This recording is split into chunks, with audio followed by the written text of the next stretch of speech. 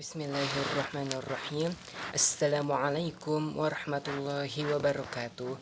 Alhamdulillah kita semuanya bisa berjumpa lagi pada kesempatan kali ini. Semoga kita semuanya selalu diberikan keberkahan dalam kehidupan kita, dijauhkan dari segala mara bahaya apapun, dan semoga kita semuanya selalu diberikan kesehatan oleh Allah Subhanahu wa taala lahir dan batin. Amin ya Allah ya rabbal alamin. Alangkah baiknya untuk mengawali pertemuan kita pada hari ini, kita awali juga dengan membacakan sholawat kepada Rasulullah SAW supaya kita bisa mendapatkan syafaatul ijma di yaumil kiamah nanti. Amin ya Allah ya rabbal alamin. Sallallahu ala Muhammad, sallallahu alaihi wasallam, sallallahu ala Muhammad, sallallahu alaihi wasallam.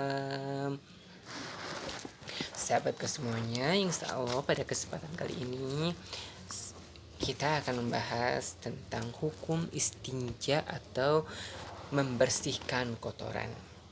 Istinja atau dengan kata lain membersihkan kotoran wajib dilakukan seseorang ketika dia atau setelah orang itu membuang air kecil atau membuang air besar. Cara beristinja yang paling utama adalah dengan menggunakan beberapa buah batu terlebih dahulu, kemudian diikuti dengan air. Nah, di sini minimal dengan menggunakan 3 batu atau menggunakan 1 batu dengan yang memiliki 3 juru atau yang memiliki 3 sudut. Kemudian diikuti dengan membersihkan dengan air. Boleh beristinja hanya dengan air atau dengan 3 buah batu untuk menyucikan tempat keluarnya kotoran. Jadi boleh mau dengan air saja membersihkan kotorannya ataupun dengan 3 buah batu atau 1 batu yang memiliki 3 sudut. Boleh memilih salah satunya. Jika ingin memilih hanya salah satu dari keduanya, antara membersihkan kotoran dengan air atau dengan batu, maka beristinja dengan air itu lebih utama. Jadi lebih utama membersihkan dengan air daripada dengan batu. Imam Bukhari dan Muslim meriwayatkan dari Anas radhiyallahu anhu, dia berkata, Nabi Muhammad SAW masuk ke dalam toilet.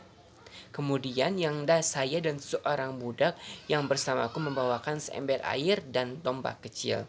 Kemudian beliau beristinja dengan air. Tuh, Nabi Muhammad SAW pun membersihkan kotoran itu dengan air atau bisa juga dengan batu. Bisa ya membersihkan kotoran itu dengan batu ketika kita sudah membuang air kecil atau membuang air besar, bisa dengan batu. Tapi bisa membersihkan kotoran setelah buang air kecil atau buang air besar dengan batu itu ada syarat-syaratnya, tidak sembarangan. Ketika kita sudah buang air kecil, syaratnya tidak boleh berceceran kemana-mana air kecil. Ketika kita buang air kecilnya, jadi harus pada tempat lubang keluarnya air kecil itu. Jadi harus tetap di situ, gak boleh berceceran kemana-mana najisnya. Jadi najisnya hanya di lubang tempat keluarnya saja. Jadi tidak berceceran kemana-mana. Tapi jika buang air kecilnya berceceran kemana-mana sampai keluar dari tempat lubangnya mengenai kulit yang lain, mengenai dakarnya ke bawahnya atau ke paha, maka itu tidak bisa disucikan dengan batu karena itu najisnya sudah berceceran kemana-mana. Begitupun ketika kita buang air besar, ketika kita buang air besarnya dalam tanda kutip tidak kering ataupun cair buang air besarnya, maka itu tidak bisa disucikan dengan batu karena kebanyakan ketika buang air besar yang cair itu pasti akan berceceran kemana-mana atau ke kulit yang lain, dan itu tidak bisa disucikan dengan batu. Jadi ketika membuang air besar atau membuang air kecil yang berceceran ke kulit yang lain, maka itu tidak bisa dibersihkan dengan batu, tapi harus dibersihkan dengan air. Paham kan? Tapi kalau misalkan berbuang airnya tidak berceceran kemana-mana atau membuang air besar atau air kecil tidak kemana-mana, boleh menggunakan dengan batu membersihkan kotorannya. Kemudian Imam Bukhari dan selainnya meriwayatkan dari Ibnu Mas'ud radhiyallahu anhu, dia berkata, Nabi Muhammad SAW membuang hajat, kemudian beliau memerintahkanku untuk membawakan 3 buah batu. Tuh, Nabi Muhammad SAW pun pernah bersuci atau membuang kotoran dengan batu. Jadi boleh membuang kotoran dengan batu, tapi lebih utama dengan air.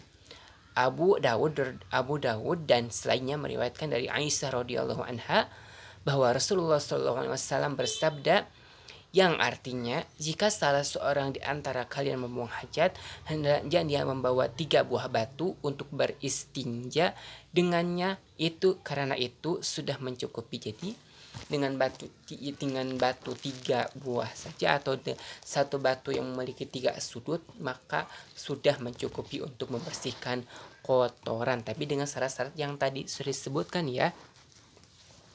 Paham kan? Jadi pada intinya membersihkan kotoran dengan batu itu boleh, tapi lebih utama dengan air. Kemudian dalam surat At-Taubah ayat 108 disebutkan bahwa yang artinya di dalam masjid itu ada orang-orang yang ingin membersihkan diri. Sesungguhnya Allah menyukai orang-orang yang membersih. Jadi Allah itu menyukai orang-orang yang bersih. Bukankah an-nadafatu minal iman, kebersihan sebagian daripada iman, dan Allah menyukai orang-orang yang membersihkan diri atau orang-orang yang bersih.